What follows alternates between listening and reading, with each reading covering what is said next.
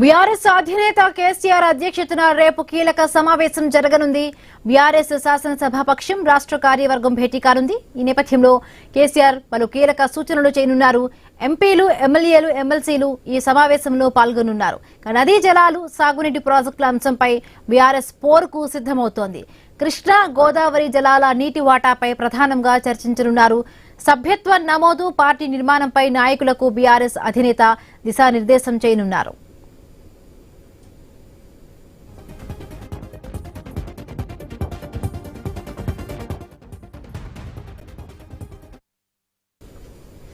BRS అధినేత కేసీఆర్ అధ్యక్షతన రేపు కీలక సమావేశం జరగనుంది.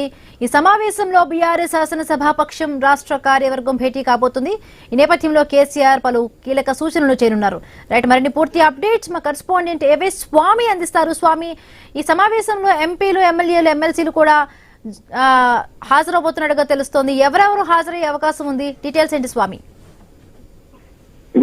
రేపు బీఆర్ఎస్ పార్టీ అధినేత, మాజీ ముఖ్యమంత్రి కేసీఆర్ అధ్యక్షతన తెలంగాణ భవన్ లో కీలక సమావేశం జరుగుతుంది. సమావేశానికి పార్టీకి సంబంధించిన కార్యవర్గ సభ్యులు, పార్టీ ఎల్పీ నాయకులంతా కూడా సమావేశం హాజరవుతారు.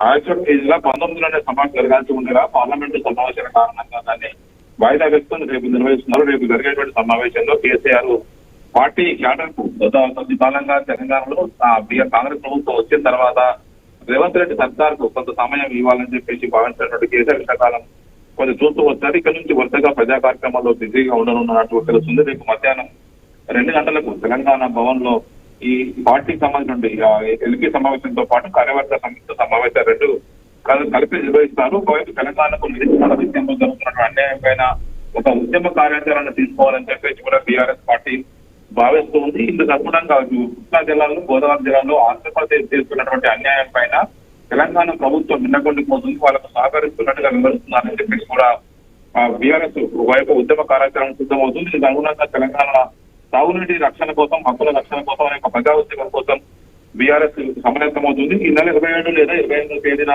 ఉమ్మడి పాలమూరు జిల్లాలో కేసీఆర్ పర్యటిస్తారని చెప్పేసి కూడా చర్చ కొనసాగుతుంది. కేసీఆర్ పర్యటన సందర్భంగా అవసరమైతే పాలమూరులో ఒక భారీ బహిరంగ సభను కూడా పెట్టాలని చెప్పేసి కూడా ఆలోచిస్తున్నారు. దీనికి అనుగుణంగానే ఇప్పటికే ఏర్పాట్లు చేస్తారు.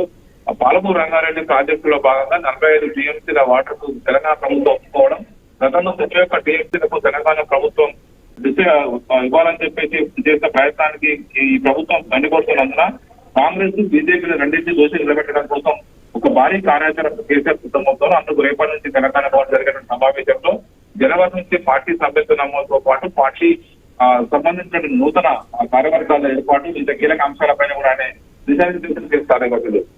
Right, thank you Swami, thanks for the updates.